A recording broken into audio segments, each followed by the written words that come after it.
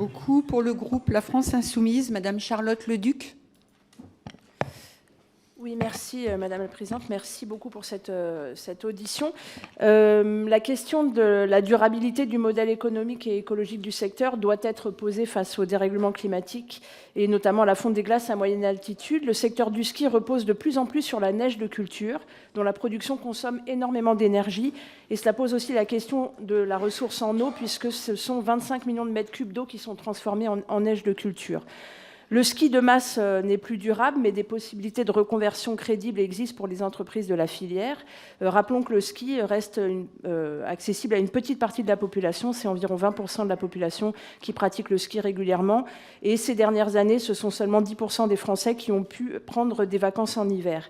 Le goût des Français pour la montagne est cependant réel, donc il est possible de faire évoluer la filière et même indispensable. J'aurais plusieurs questions.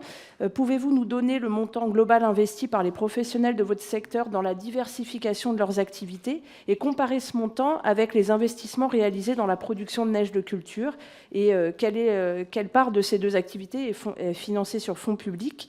Et puis, je voulais prendre l'exemple de la station de Métabier dans le Doubs qui envisage la sortie du ski alpin à l'horizon 2030-2035 et qui fait figure de pionnière en la matière. Elle développe des activités alternatives et économisera à terme les coûteux investissements nécessaires à la production de neige de culture. Est-ce que ce n'est pas un exemple à suivre pour l'ensemble des professionnels de votre filière? Et puis une troisième petite question, comment vous évaluez l'effet de la réforme de l'assurance chômage sur les salariés de votre activité, cette réforme impacte très fortement les travailleurs saisonniers et notamment dans ce contexte de crise de l'énergie? Merci.